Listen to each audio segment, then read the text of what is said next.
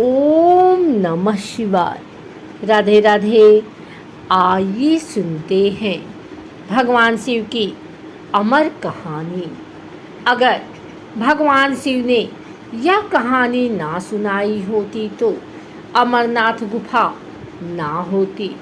माँ पार्वती ने भगवान शिव से एक सवाल पूछा, जिसके बाद भोलेनाथ ने एक कहानी सुनाई और अमर हो गया कबूतर का जोड़ा।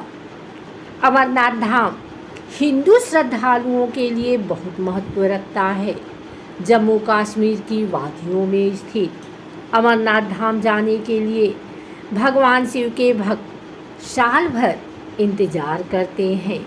चार धाम की तरह भक्तगण इस पूजनीय यात्रा को जीवन में एक बार करने की इच्छा अवश्य रखते हैं। अमरनाथ यात्रा के बारे में कहा जाता है कि यहाँ भोले की मर्जी के बिना भक्त नहीं पहुँच पाते हैं। जिसे भगवान शिव बुलाना चाहते हैं वही उनका दर्शन कर पाते हैं। अमरनाथ यात्रा हर साल जून जुलाई के महीने में शुरू होती है। अमरनाथ की यात्रा बेहद रोमांचक है, क्योंकि यह यात्रा धरती पर स्वर्ग के जैसी है। हिमालय की गोदी में स्थित अमरनाथ हिंदुओं का सबसे ज़्यादा आस्था वाला पवित्र तीर्थ स्थल है। अमरनाथ की खासियत पवित्र गुफा में बर्फ से शिवलिंग का बनना है। प्राकृतिक हिम से बनने के कारण ही इसे हिमानी शिवलिंग या बर्फानी बाबा भी कहा जाता है। भगवान शिव ने बताया अमर होने का रहस्य। अमरनाथ हिंदी के दो शब्द अमर अर्थात अनश्वर और नाथ अर्थात भगवान को जोड़ने से बनता है। एक पौराणिक कथा के अनुसार जब देवी पार्वती ने भगवान शिव से अमरत्व के रहस्य को प्रकट करने के लिए कहा, जो वे उनसे लंबे समय से छुपा रहे थे, तो यह रहस्य बताने के लिए भगवान शिव पार्वती को हिमालय की इस गुफा में ले गए, ताकि उनका यह रहस्य कोई भी ना सुन पाए। और यही भगवान शिव ने देवी पार्वती को अमरत्व का रहस्य बताया। पुराणों में वर्णित है कि एक बार माता पार्वती ने भगवान शिव से पूछा, आप अजर अमर हैं और मुझे हर जन्म के बाद नए स्वरूप में आकर फिर से वर्षों की कठोर तपस्या के बाद आपको प्राप्त करना होता है। मेरी इतनी कठोर परीक्षा क्यों? और आपके कंठ में पड़ी यह नरमुंड माला तथा आपके अमर होने का रहस्य क्या है?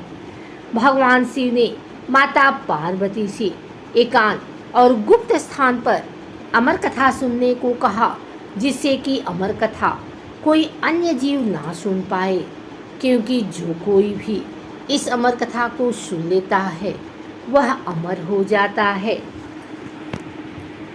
पुराणों के मुताबिक शिव ने पार्वती को इसी परम पावन अमरनाथ की गुफा में अपनी साधना की अमर कथा सुनाई थी, जिसे हम अमरत्व कहते हैं। भगवान भोलेनाथ ने अपनी सवारी नंदी को पहलगाम पर छोड़ दिया, जटाओं से चंद्रमा को चंदरबाड़ी में अलग कर दिया और गंगा जी को पंचतड़ी में तथा कंठाभूषण सर्पों को शीशनाग पर छोड़ दिया। इस प्रकार इस पड़ाव का नाम शीशनाग पड़ा। अगला पड़ाव गणेश पड़ता है। इस स्थान पर बाबा ने अपने पुत्र गणेश को भी छोड़ दिया था, जिसको महागुड़ा का पर्वत भी कहा जाता है। पिस्सू घाटी में पिस्सू नामक कीड़े को भी त्याग दिया। इस प्रकार महादेव ने जीवनदायिनी पांचों तत्वों को भी अपने से अलग कर दिया। इसके बाद माँ पार्वती साथ उन्होंने गुप्त गुफा में प्रवेश कर दिया और अमर कथा माँ पार्वती को सुनाना शुरू किया। कथा सुनते सुनते देवी पार्वती को नींद आ गई और वह सो गई, जिसका शिव जी को पता नहीं चला। भगवान शिव अमर होने की कथा सुनाते रहे। उस समय दो सफ़ेद कबूतर शिव जी की कथा सुन रहे थे और बीच बीच में गूं गूं की आवाज़ निकाल रहे थे। भगवान शिव को लगा कि माता पार्वती कथा सुन रही हैं और बीच बीच में हुंकार भर रही हैं। इस तरह दोनों कबूतरों ने अमर होने की पूरी कथा सुन ली।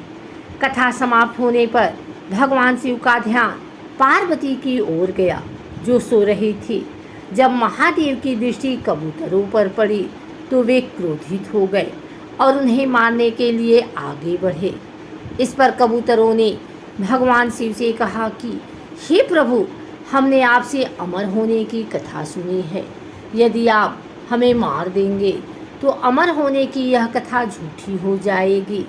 इस पर भगवान शिव ने कबूतरों को जीवित छोड़ दिया और उन्हें आशीर्वाद दिया कि तुम सदैव इस स्थान पर शिव पार्वती के प्रतीक चिन्ह के रूप में निवास करोगे।